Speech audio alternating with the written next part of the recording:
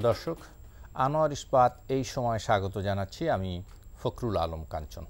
আশা করি যে যেখানে আছেন ভালো আছেন, সুস্থ আছেন। আমরা এই অনুষ্ঠানে সমসাময়িক বিভিন্ন গুরুত্বপূর্ণ বিষয় নিয়ে আলোচনা করি। আজ আলোচনা করতে চাই বিদ্যুৎ পরিস্থিতি নিয়ে। বিদ্যুতের শতভাগ সক্ষমতা অর্জন করলেও গড়ে গ্রামে আশেপাশে ঢাকা এবং তার আশেপাশে 4 থেকে 5 ঘন্টা বিদ্যুৎ থাকছে না বলে খবর প্রকাশিত হয়েছে। আমরা এই বিষয় নিয়ে আলোচনা করব। আলোচনার জন্য আমরা 3 জন অতিথিকে আমন্ত্রণ জানিয়েছি। আমাদের সঙ্গে আলোচনা করতে স্টুডিওতে উপস্থিত আছেন সিনিয়র সাংবাদিক জনাব এম এ আজিজ, আছেন আরও একজন জ্যেষ্ঠ সাংবাদিক জনাব জাকারিয়া কাজল। এছাড়াও আরও উপস্থিত আছেন বাংলাদেশের সমাজতান্ত্রিক দল বাসদের সহ সাধারণ সম্পাদক জনাব রাজিকুজ্জামান রতন। স্বাগত জানাচ্ছি আপনাদের 3 জনকে। জনাব রাজিকুজ্জামান রতন, আপনাকে দিয়ে শুরু করতে চাই। আমরা জেনেছি যে বাংলাদেশের বিদ্যুতে আমরা শতভাগ সক্ষমতা অর্জন করেছি, যদিও বিদ্যুৎ সঞ্চালন লাইনের বিতরণ ব্যবস্থা নিয়ে আমাদের প্রশ্ন আছে এবং সেই সক্ষমতা হয়তো আমরা পিছিয়ে। তারপরও এর মধ্যে খবর প্রকাশিত হয়েছে যে ঢাকা এবং তার আশেপাশের শহরগুলোতে বা গ্রামেতে প্রায় 4 থেকে 5 ঘন্টা বিদ্যুৎ থাকছে না, লোডশেডিং করতে হচ্ছে। কেন এই পরিস্থিতিটা হলো? রমজান মানে চলছে। ধন্যবাদ। আমরা শতভাগ সক্ষমতা অর্জন করেছি কথাটা ঠিক নয়। আমরা বলা তো হচ্ছে আমরা 150 বেশি সক্ষমতা অর্জন করেছি। কারণ আমাদের বিদ্যুতের চাহিদা হচ্ছে 12,000 থেকে 14,000 মেগাওয়াট। আমাদের 21শে মার্চ যখন বলা হলো আমরা শতভাগ সক্ষমতা অর্জন করেছি, তখন সেটা 22,000 মেগাওয়াটের জায়গা ছিল এবং কখনো কখনো আমরা 24,000 মেগাওয়াটের সক্ষমতার কথা বলছি। একটা দেশে সাধারণত বিদ্যুতের যা চাহিদা তার চেয়ে 30% বেশি তারা রাখে, কারণ যে কোনো সময় যে কোনো জায়গায় সঞ্চালন লাইনে উৎপাদনে যদি বিভ্রাট তৈরি হয়, বিদ্যুৎ যেন নিরবিচ্ছিন্ন সরবরাহ থাকে। কিন্তু আমাদের এখানে প্রায় এটা 160% মতো, মানে আমাদের যা প্রয়োজন তার চেয়ে অনেক বেশি বিদ্যুৎ উৎপাদন কেন্দ্র আমাদের এখানে আছে। কিন্তু বিষয়টা হলো এরকম যে এত উৎপাদন কেন্দ্র থাকার পরেও, এত বেশি পরিমাণ বিদ্যুৎ উৎপাদিত হওয়ার পরেও আমাদের লোডশেডিং কেন হচ্ছে? আমাদের লোডশেডিং এর থেকে সর্বনিম্ন হচ্ছে দৈনিক 500 মেগাওয়াট এবং সর্বোচ্চ হলে 850 মেগাওয়াট। যদি ধরুন আমরা আমাদের 14,500 মেগাওয়াট আমাদের চাহিদা এবং উৎপাদন, আমরা এটা যদি দেখি, উৎপাদন সক্ষমতা এবং উৎপাদন কিন্তু এক জিনিস নয়। উৎপাদন সক্ষমতা থাকলেও পুরোটা কিন্তু উৎপাদনের কাজে ব্যবহৃত হয় না, এটা অলস বসিয়ে রাখা হয়, কখনো ব্যাকআপ হিসেবে, কখনো অলস বসিয়ে রাখা হয়। আমাদের ব্যাকআপের চাইতে অলস বসিয়ে রাখা হচ্ছে, সেটা আমি পরে বলবো। তো এই যে আমাদের উৎপাদন 12,000 থেকে 14,500 মেগাওয়াট, সেটা যদি হয়, সেই ক্ষেত্রে আমাদের যদি ওভারঅল গোটা দেশের বিবেচনা ধরি, আমাদের ঘাটতি হওয়ার কথা 6%। তাহলে দিনে গড়ে আমাদের সেটা 1.5 ঘন্টার মতো লোডশেডিং হওয়ার কথা। না, কেন লোডশেডিং? আমি বলি কথাটা, যুক্তিটা বলি তারপরে।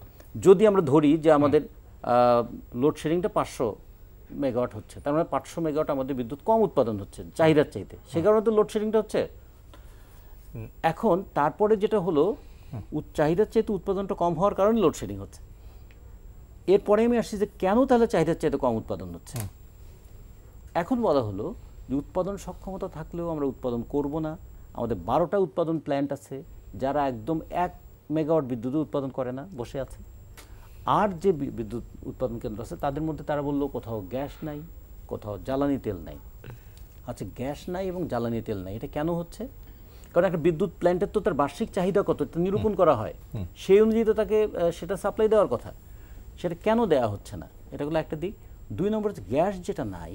আমরা এর আগেও একটু দেখেছিলাম যে স্পট মার্কেটে গ্যাস কেনার নামে কীরকম তুগলকি কারবার চলছে। আমাদের গ্যাসের জন্য আমাদের 10 বছর মেয়াদে একটা চুক্তি করার কথা, একটা চুক্তি আছেও। আমাদের প্রতিদিন আমাদের যে পরিমাণ গ্যাস আমাদের দেশীয় সোর্স থেকে উৎপাদন করা সম্ভব, সেটা অন্তত 13, আমি যদি বলি যে আমরা ধরি 130 কোটি ঘনফুটের মতো, তা যদি হয়, সেটা যদি হয়, সেখানে কিন্তু প্রায় কোনো কোনো ক্ষেত্রে দেখা যায় 400 থেকে 450 আমাদের উৎপাদনটা হচ্ছে না, উৎপাদন করা হচ্ছে না। এই জায়গাটায় স্পট মার্কেটের উপর নির্ভর করছে। স্পট মার্কেটের গ্যাস পাওয়ার জন্য তারা কখনো কখনো বলছেন কি এলএনজি নিয়ে আমদানি করবেন। এই এলএনজি নিয়ে গত পরশুদিন একটা খেয়াল দেখেছেন যে তরল জ্বালানিতে কত হিসাবের গরম, সেটা আমরা দেখছি। সব মিলিয়ে সমস্যাটা কীরকম দাঁড়ালো? বিদ্যুৎ উৎপাদনের সক্ষমতা আছে, বিদ্যুৎ উৎপাদন করা হচ্ছে না। কেন করা হচ্ছে না? বলছে জ্বালানি নাই। জ্বালানি কেন নাই? সেটার জন্য বলা হচ্ছে আমাদের মার্কেটের দাম বেশি। মার্কেটের দাম বেশি, তাহলে তুমি আগে প্রকিউরমেন্ট করনি কেন? সেটা আমরা ভুল হয়েছে। এইরকম সমস্ত কিছু অনেক ভুলের খেসারত কি যে সবচেয়ে বড় বৈষম্য যেটা হয়েছে, গোটা দেশে কিন্তু একরকম লোডশেডিং হচ্ছে না। লোডশেডিং হচ্ছে গ্রামে একেবারে ২ নম্বর হচ্ছে লোডশেডিং হচ্ছে আমাদের পল্লী বিদ্যুতের ক্ষেত্রে। পল্লী বিদ্যুৎ দেশের ৫৮% জায়গায় গ্রাহক বেশি, তাদের ৭৫% গ্রাহক হচ্ছে পল্লী বিদ্যুতে। এই ৭৫% গ্রাহক তারা কিন্তু বিদ্যুতের দামও বেশি দিচ্ছেন, লোডশেডিংও বেশি বহন করছেন। আসবো আপনার জাকারিয়া। আসলে ধন্যবাদ। শব্দ রতন ভাই বলে ফেললো যে গিরিজালি মূল কথা আর কি। আমি এই প্রসঙ্গটা আনতাম, তরল গ্যাসে গরল গতকালই তো ছাপা হয়েছে এবং আমার মতে মানে এবছর এত সুন্দর রিপোর্ট আমি পড়িনি। এত চমৎকার একটা অনুসন্ধানী প্রতিবেদন সমকালে ছাপা হচ্ছে কালকে, এবং ওটা যদি কেউ পড়েন, সময় নিয়ে আমি আলোচনা মানে এই তরল গ্যাস আমদানি নিয়ে যে কি তুগলকি কারবার চলছে সেটা ওটা স্পষ্ট। রতন ভাই একটু টাচ দিয়েছে, আমি এবং এটার কিন্তু গতকাল ছাপা হওয়ার পর এটার কোনো ক্লিয়ারিফিকেশন অন্তত মানে সংশ্লিষ্ট কর্তৃপক্ষের কাছ থেকে কোনো ব্যাখ্যা আমি চোখে পড়েনি, কাজেই ধরে নিতেই পারি এটা সত্য। আর আপনি যেটা বললেন উৎপাদন থাকলেই তো হবে না, জিনিসটা তো মানে একটা হচ্ছে উৎপাদনের সক্ষমতা, যেটা আরেকটা হলো আমি উৎপাদন করতে পারছি কিনা। আর সঞ্চালন লাইনের জন্য কিন্তু এখনকার যে লোডশেডিংটা, এটা কিন্তু সঞ্চালন লাইনের জন্য হচ্ছে না, এটা কিন্তু অ্যাবসলিউটলি মানে উৎপাদনের ঘাটতির জন্য হচ্ছে। কারণ উৎপাদন আমি যদি আপনাকে এইটা একটু দৃষ্টি আকর্ষণ করি, ৭ই এপ্রিল রাতে আমাদের ইতিহাসে সর্বোচ্চ বিদ্যুৎ উৎপাদন হয়েছিল ১৪,০০১ মেগাওয়াট। তারপরও কিন্তু ওই দিন প্রায় ৬৭৪ মেগাওয়াট লোডশেডিং। আমি আসছি সে প্রসঙ্গে, যেটা বললেন যে ওই যে পল্লী বিদ্যুৎ হচ্ছে ৭৫% গ্রাহক, এবং পল্লী বিদ্যুতের সঙ্গে আপনি যদি রিপোর্টটার কথা উল্লেখ করলেন, আপনি যদি পড়ে দেখেন দেখবেন যে তারাও বলছে যে আমরা পাচ্ছি না। আপনি একটা জিনিস দেখবেন, চিটাগাং এবং বরিশালের গ্রামাঞ্চলে কিন্তু লোডশেডিংটা কম, কারণ জাতীয় গ্রিড ছাড়া ওদের কিছু স্থানীয় উৎপাদন আছে। কিন্তু সিলেট, রংপুর, ময়মনসিংহ ওখানে পুরোটাই আরবি ডিপেন্ড করে ন্যাশনাল গ্রিডের উপর। ন্যাশনাল গ্রিড তাদের দিতে পারছে না। It's very unfortunate. আমরা মুখে বলছি যে শতভাগ বিদ্যুৎ আছে, ঘরে ঘরে বিদ্যুৎ, আর এই রোজার সময় একটা কথা, রোজার সময় সকল সময় তো এটা হচ্ছে। হ্যাঁ, রোজার সময় তো সেহরি এবং ইফতারের সময় কষ্টটা, যেমন সেহরিটা একটা আনইউজুয়াল টাইম, কষ্টটা বিষয়। কিন্তু এটা কিন্তু দীর্ঘদিন, মানে এই যে লোডশেডিংটা, এটা কিন্তু একদিনের না। আমরা শহরে থাকি বলে আমরা বুঝি না, কারণ ঢাকায় যেটা হয় বিভিন্ন এলাকায় 10 মিনিট 15 মিনিট আধা ঘন্টা থাকে না, এটা কিন্তু সরবরাহজনিত কারণে, এটা তো কারিগরি ত্রুটির কারণে, হয়তো কোথাও ট্রিপ করে। হ্যাঁ, ঢাকায় লোডশেডিং এখন যেটা হয় এটা হচ্ছে ট্রিপ করে ইত্যাদি করে। আমি যেটা মনে করি আরবি যেটা বললো যে সবচেয়ে বেশি পয়সা দেয় এবং সবচেয়ে বেশি, আমরা কেন জানি, আমরা যতই বলি যে গ্রামকে শহর করবো বা বিভিন্নমুখী কথা বলি, এই অবহেলাটা তো আমাদের বোধহয় একটা জাতীয় চরিত্র হয়ে গেছে, তাদের দিকে না তাকানোটাই। In all respect almost. ধন্যবাদ আপনাকে।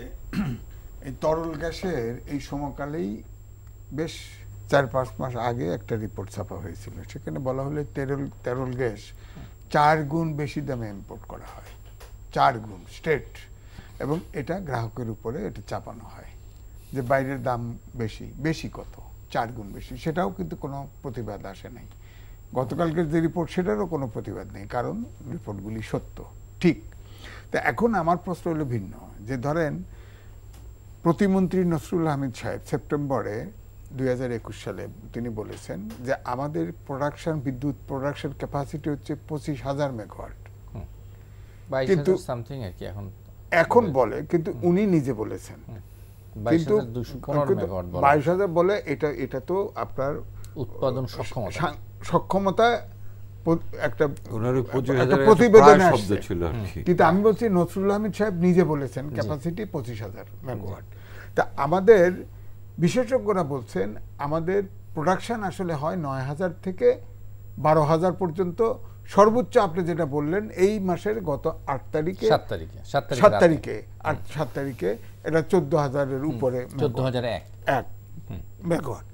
এখন প্রশ্ন হচ্ছে এখানে যেটা আগে আইডেন্টিফাই করা হচ্ছে যে আমরা ইচ্ছা করলে আমরা ওই 24 বাদ দিলাম, আমরা 23-22,000 মেগাওয়াট আমরা উৎপাদন করতে পারি, কিন্তু পারছি না। কারণ হচ্ছে আমাদের সঞ্চালন লাইন, সরবরাহ লাইনে ত্রুটি নাই। আমাদের নজরটা হচ্ছে প্ল্যান্ট বসানো, একের পর আরো কিন্তু অনেক পাইপলাইনে আছে, প্ল্যান্ট বসাচ্ছি। কেন প্ল্যান্ট বাইরের মানে সুবিধা কি? এইটাই বলছি যে এটা তো কেউ কথা বলে না, কারণ এখানে তো ইন্ডিমিউনিটি দেওয়া আছে, বিদ্যুৎ প্রসঙ্গে কিছু বলতে পারবেন না।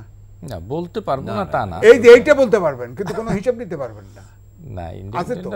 এখন ওখানে একজন সাবেক মহাপরিচালক বিদ্যুৎ বিভাগের, তার আমার নিউজ ধরা আছে, তিনি বলেছেন যে বিদ্যুৎ প্ল্যান্টের ব্যাপারে যারা আয়োজন করেন ওনারা বেশি আগ্রহী, কারণ ওখানে বেনিফিট বেশি, কিন্তু সঞ্চালন লাইনে তেমন বেনিফিট নাই, এই জন্য আগ্রহ কম। তো তিনিই মন্তব্য করেছেন যতটুকু প্রোডাকশন তার 80% অন্তত সঞ্চালন এবং সরবরাহ ক্যাপাসিটি থাকতে হবে, সেটা আমাদের নাই, আমাদের ক্যাপাসিটি নাই। অর্থাৎ বিদ্যুৎ উৎপাদনের ক্ষমতা আছে কিন্তু আমরা এটা সরবরাহ এবং সঞ্চালন করতে পারছি না। কিন্তু সেটা যদি না থাকার আগেই আমরা এত মানে বিদ্যুৎ প্ল্যান্ট মানে করে ফেললাম কেন?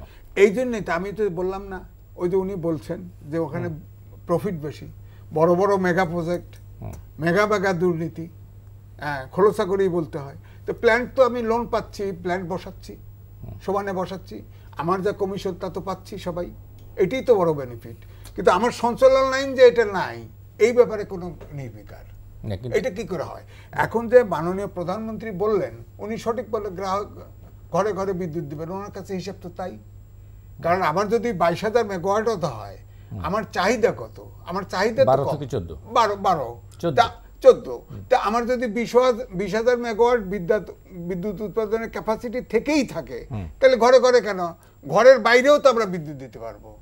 হ্যাঁ, আমরা তো সমুদ্র, নদী, যমুনা নদী, পদ্মা নদীও তো লাইটিং করতে পারবো। বিদ্যুৎ আমাদের এত উৎপাদন, কিন্তু বিদ্যুৎ উৎপাদন করতে পারছি না।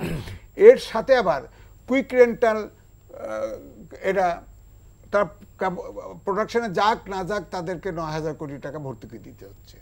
তো এই যে আমি বলছি যে বাড়তি লোনের টাকা এবং বাড়তি যে ইনভেস্টমেন্ট, এটা কিন্তু এই যে বারবার আবার বিদ্যুতের দাম কিন্তু বাড়ানো হচ্ছে, এগুলো কিন্তু অ্যাড হচ্ছে। আপনার যদি আপনার প্রোডাকশন কস্ট আসবে কি, যেটা ইনভেস্ট করছেন সেই টাকাটা আসবে না, তার উপরে মুনাফা ধরবেন না। তো এটা করতে গিয়ে হ্যাঁ বাইরেও বিদ্যুতের দাম বেড়েছে, এটা অস্বীকার করব না, কিন্তু আমরা তো আবার 4 গুণ দামে বেশি তরল গ্যাস আনি। তরল গ্যাস এনে তো আমরা এই গ্যাসকে কম্পেনসেট করতে পারছি না, ওই তরল গ্যাস দিয়ে আবার বিদ্যুৎ উৎপাদন করছি। তাহলে এখন দেখেন বাই প্রোডাক্টটা কি দাঁড়ালো।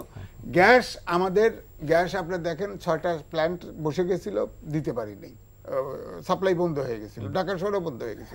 তা আমাদের তো নতুন কোনো গ্যাস ফিল্ডও তৈরি হচ্ছে না, তাহলে গ্যাস তো আস্তে আস্তে মজুত আমাদের শেষ হয়ে আসতেছে, তাহলে আমাদেরকে বিদ্যুতের উপরেই যেতে হবে। তো বিদ্যুতের যে প্ল্যান্টগুলো বসেছে, এটার কস্টিং এত বেশি পড়বে, যেটা যে তামিমা গতকাল ইন্টারভিউতে বলছে যে কস্টিং যে হারে, যেমন ধরেন আমাদের ঈশ্বরদী রূপপুরে আছে থেকে শুরু মাতার বাড়ি থেকে, যেগুলোতে গেলে কস্টিং এত পড়বে যে আপনি এই বিদ্যুৎ দিয়ে, মানে ওখান থেকে বিদ্যুৎ দিয়ে তো আপনি যে বিদ্যুৎ হচ্ছে জীবন জীবিকার পাইপলাইন, এটা তো ধরে রাখা খুব সংকট হবে।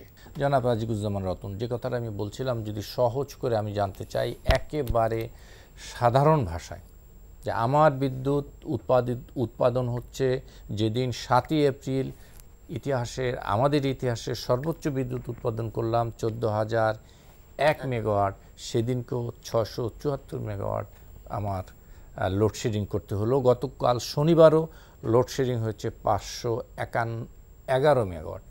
কেন এটি করতে হচ্ছে? কোথায় আমাদের মানে সমস্যাটা কোথায়? আমি দুটো জায়গায় আলাদা আলাদা করে বলবো। একটা হচ্ছে যে বিদ্যুৎ উৎপাদন হলো, আমাদের বিদ্যুৎ উৎপাদন কেন্দ্র আছে অনেকগুলো, এর মধ্যে আছে একটা ন্যাশনাল গ্রিড, যে যেখানেই বিদ্যুৎ উৎপাদন করুক না কেন সরবরাহ করে ন্যাশনাল গ্রিডে। ন্যাশনাল গ্রিডের তার একটা বিরাট একটা অংশ, আমাদের যদি বলি 14,000 মেগাওয়াট চাহিদা, তার মধ্যে প্রায় 4,500 মেগাওয়াট লেগে যায় আমাদের ঢাকা অঞ্চলেই। ঢাকা আমাদের বাংলাদেশের মানে ভোরাসিয়াস কনজিউমার অফ ইলেকট্রিসিটি। আচ্ছা, ঢাকা গেল, তারপরে তারা নজরটা দেয় বড় বড় শহরগুলোতে। ফলে বড় বড় শহরগুলোতে কিংবা যেখানে একটু মধ্যবিত্ত উচ্চ মধ্যবিত্তরা থাকেন, যারা একটু জনমত গঠন করার ক্ষেত্রে অথবা সরকারকে চাপ দিতে পারেন, সেই সমস্ত জায়গায় বিদ্যুৎ দেওয়ার পরে ওই যে গ্রাম, সে থাকে শেষে। সমস্যা তখন হয়ে যায়, বিদ্যুৎ তো এমন একটা জিনিস যে জমিয়ে রাখা যায় না, আজকের বিদ্যুৎ আজকে আমাকে খরচ করে ফেলতে হবে। কিন্তু সঞ্চালন লাইনের এত একটা ত্রুটি আছে যে আরইবি এই সঞ্চালন লাইনটা সর্বত্র আবার ঠিকভাবে দিতে পারেনি। ফলে এক জায়গায় বিদ্যুৎ হয়তো সারপ্লাস আছে, আর একটা জায়গায় বিদ্যুৎ দিতেই পারছে না। এটা হলো পরিকল্পনার ভুল নীতি। 2 নম্বর হচ্ছে যে সরকার যে পরিকল্পনাটা করেছে তাতে 2025 সালে আমাদের ইনস্টলড ক্যাপাসিটি হবে 35,000 মেগাওয়াট, হিউজ ক্যাপাসিটি। কিন্তু সেই সময় আমাদের চাহিদাটা দাঁড়াবে 20,000 মেগাওয়াট। তার মানে 15,000 মেগাওয়াট আমাদের থাকবে, আমাদের এটা আনইউজ, অথবা আমাদেরকে বলছে কখনো কখনো একটা ব্যাকআপ ক্যাপাসিটি। এইটা দেখাচ্ছে কেন বারবার এতখানি ব্যাকআপ রাখছে কেন? কারণ এটা রাখতে হয় এই কারণে যে অনেকগুলো বিদ্যুৎ কেন্দ্রকে তাদেরকে বসিয়ে রাখার জন্য ক্যাপাসিটি চার্জ দিয়ে বসিয়ে রাখার একটা কালচার তৈরি হয়েছে। একদিকে আমাদের কুইক রেন্টালের নামে একটা লুটপাট দেখলাম, এখন হলো ক্যাপাসিটি চার্জ দেবো, মানে আপনার সঙ্গে আমি চুক্তি করেছি কিন্তু আপনার কাছে বিদ্যুৎ নেবো না, কারণ বিদ্যুৎ আমার আছে। তখন আপনি বলবেন আপনার কাছে আমার কাছে চুক্তি করেছেন, বিদ্যুৎ না নিলে আমি কী করবো? বলে ঠিক আছে, আপনাকে আমরা বছরে বছরে বসে থাকার জন্য এই টাকাটা দেবো। এবং এরকম করে আমাদের দেখলাম যে গত 6 বছরে 62,000 কোটি টাকা দেয়া হয়েছে কোনো প্রকার বিদ্যুৎ উৎপাদন এবং সঞ্চালন না করেও একদল মানুষ বিদ্যুৎ ব্যবসায়ী তাদের হাতে। এটার পুরো চাপটা গিয়ে পড়ছে কোথায়? বিদ্যুতের দামের উপরে। যেহেতু এই বিদ্যুৎটা টাকা তো দিতে হয়েছে, কারোর না কারোর উপরে তো ভাগটা দিতে হবে, ফলে জনগণের উপরে আবার বিদ্যুতের দামটা বাড়তো। এই জন্য পাইকারি ক্ষেত্রে বিদ্যুতের দাম 118% বেড়েছে, গ্রাহক পর্যায়ে 90% বিদ্যুতের দাম বেড়েছে। এটাই প্রভাব। আর যেটা আপনি লোডশেডিংয়ের কথাটা যেটা বললেন, এইখানে দুটো বিষয় হয়তো থাকতে পারে। যেমন করে আমরা চালের উৎপাদন এবং চালের আমদানির হিসাবটা কখনো ঠিকমতো বুঝতে পারি না। যে বলা হচ্ছে চালে আমরা স্বয়ংসম্পূর্ণ, কিন্তু দেখা গেলো আমাদের সব মিলে চাল এবং গম মিলে আমরা 60 লক্ষ টন আমদানি করছি। কেন এই গরমিলটা হয়? বিদ্যুতের ক্ষেত্রে এই গরমিলটা হওয়ার কথা না, কারণ এটা তো মিটার আছে, এটা তো ইলেকট্রিক ডিভাইস। সবচেয়ে মজার ব্যাপার, আচ্ছা জি, তা আমার যেটা মনে হয় যেটা যন্ত্র যা দেখায় আর প্রচার মাধ্যমে যা প্রচার করা হয়, দুটোর মধ্যে একটা গ্যাপ আছে। এই যে সঞ্চালন লাইনের কথা বলা হচ্ছে, আমি আজকে চেষ্টা করলাম যে সঞ্চালন লাইন আমাদের আছে কত। আমাদের বলা হচ্ছে 13,213 সার্কিট আছে, কিন্তু এ দ্বারা আমি কত বিদ্যুৎ সরবরাহ করতে পারি? আমরা এ দ্বারা বিদ্যুৎ বেশি সরবরাহ করতে পারবো না, কারণ এর মধ্যে অনেকগুলো সঞ্চালন লাইন আছে পুরনো, অনেকগুলো সঞ্চালন লাইনের লোড নেয়ার ক্যাপাসিটি কম, এবং অনেকগুলো সঞ্চালন লাইন আছে যেটা খুবই দুর্বল, ফলে সেক্ষেত্রে কিন্তু ওই ঠিক মতো ভোল্টেজের বিদ্যুৎটা যাবে না। একটা জিনিস যেটা আজিজ ভাই একটু উল্লেখ করেছিলেন, যে আমাদের বিদ্যুৎ নিয়ে যারা কথা বলেন তারা দেখেন যে বিদ্যুৎ উৎপাদন কেন্দ্র করতে গেলে যে হিউজ অ্যামাউন্টের ইনভেস্টমেন্ট হয় এবং তার জন্য যে পরিমাণ লোন পাওয়া যায়, এবং এলএনজি প্ল্যান্টের জন্য যে পরিমাণ লোন নেওয়া হয়েছে সেটা যত সহজ, সঞ্চালন লাইনে কিন্তু ওইটা সহজ না। এই জন্য সঞ্চালন লাইনের দায়িত্ব কেউ নিচ্ছেন না। একটু যাকে দেখা যাবে, আমাদের সমস্যার পরিকল্পনা কিছু গলত থাকে। তখন কেউ মানে বিদ্যুৎ উৎপাদনের আগে খাম্বা বসায়, কেউ খাম্বার ব্যবস্থা না করে বিদ্যুৎ উৎপাদন করে। এই লিগেসিটা আছেই সকল সরকারের আমলে, এটা আমরা দেখেছি। কারণ খাম্বা নিয়ে যখন কথা হয় তখন কিন্তু বিদ্যুৎ ছিল না, খাম্বা বসে গেছে। আবার এখন বিদ্যুৎ আছে কিন্তু সরবরাহের খাম্বা নাই। মানে এই একটা অদ্ভুত মানে দোলা চলে আছি আমরা। এটা হচ্ছে বাস্তবতা। এগুলো কেন হয় যে দুর্নীতি ফুর্নীতি, এগুলো তো আছে।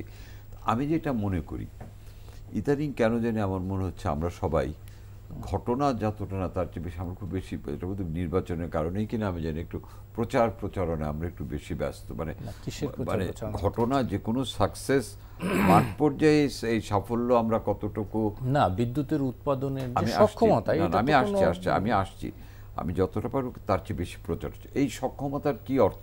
আমার গোলায় চাল আছে, ধান আছে, আমি যদি রান্না করতে না পারি এই ধান থেকে আমার লাভ কি?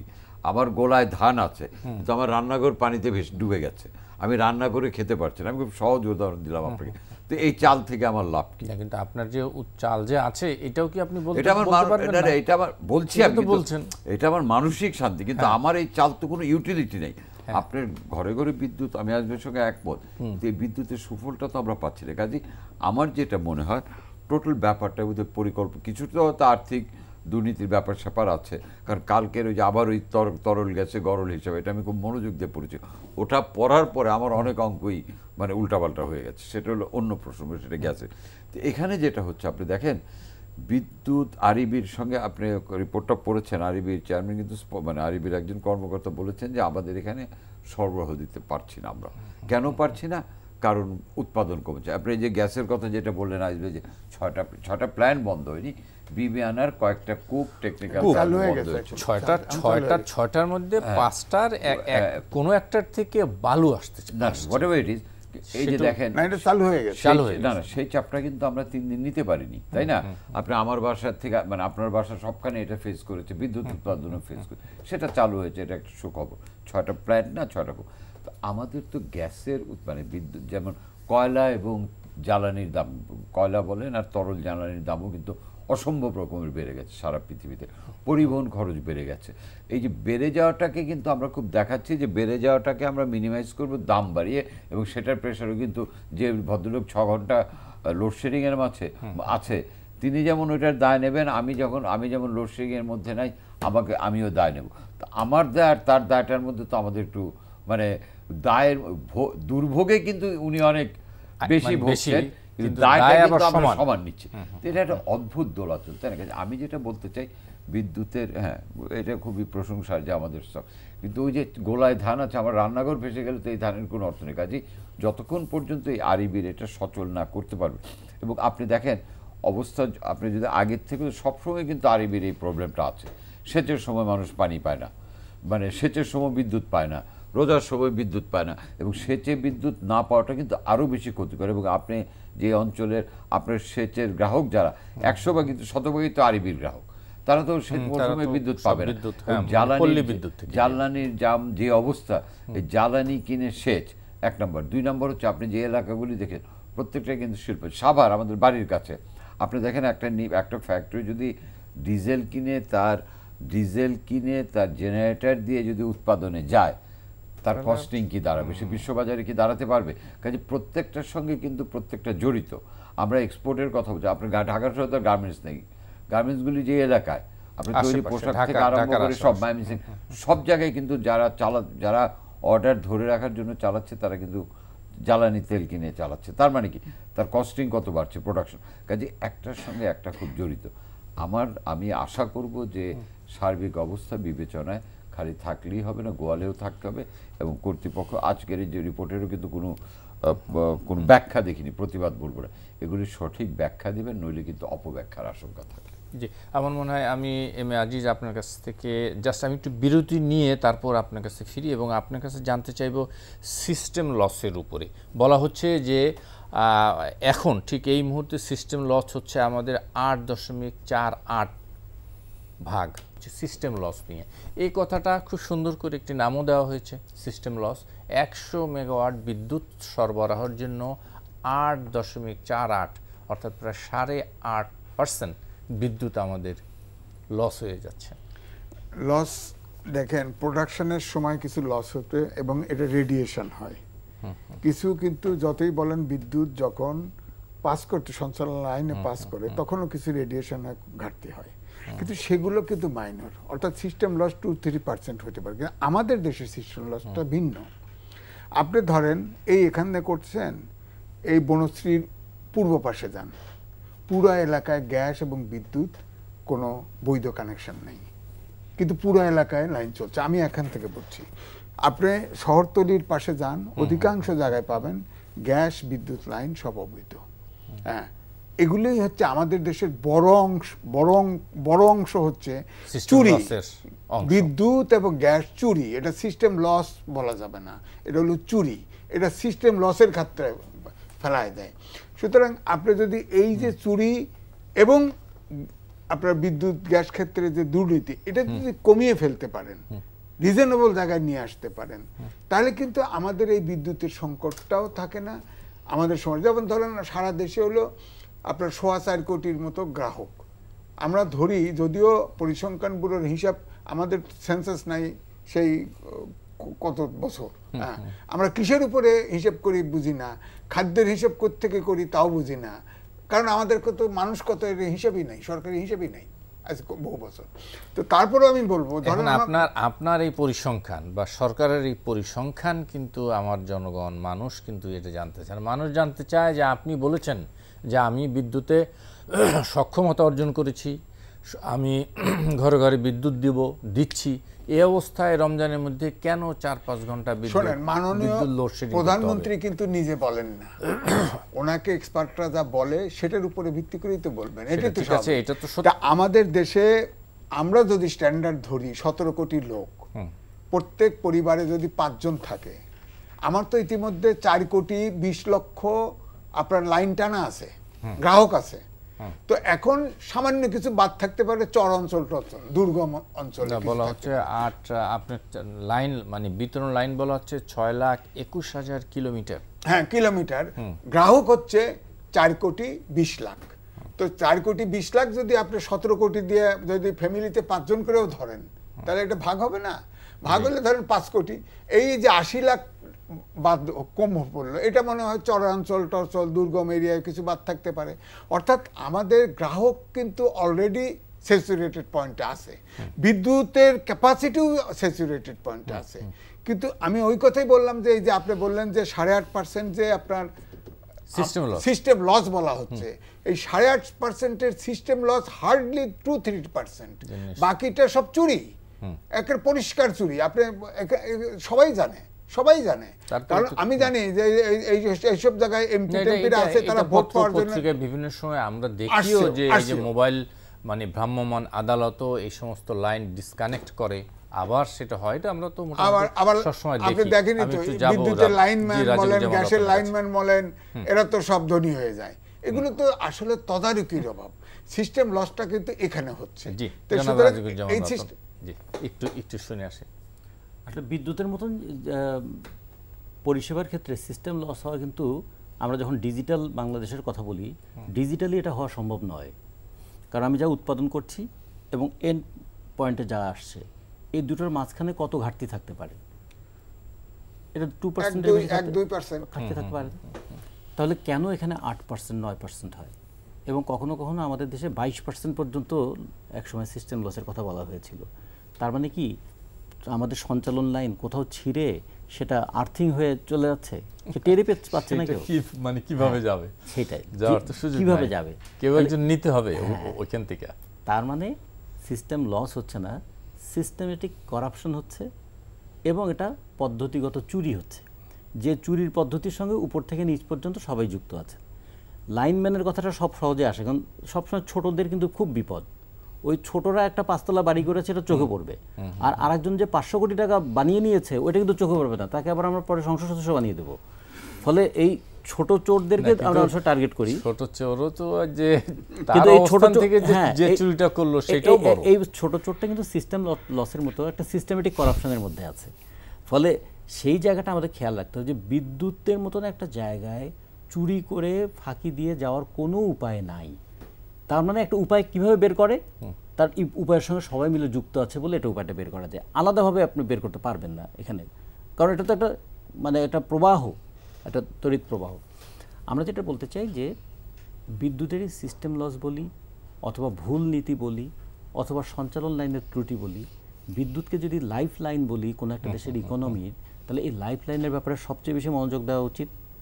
সেই মনোযোগের ক্ষেত্রে ঘাটতি থাকে। যতটা না আমরা প্রচারে আছি, যতটা না এটা নিয়ে অহমিকা আছে, কে কত বিদ্যুৎ উৎপাদন করেছে তা নিয়ে আমাদের গর্ব আছে, বড়াই আছে, কিন্তু এই জায়গাটায় সবাই যেন কেমন যেন নিশ্চুপ হয়ে যায় কে কত বেশি বিদ্যুৎ চুরি করেছে।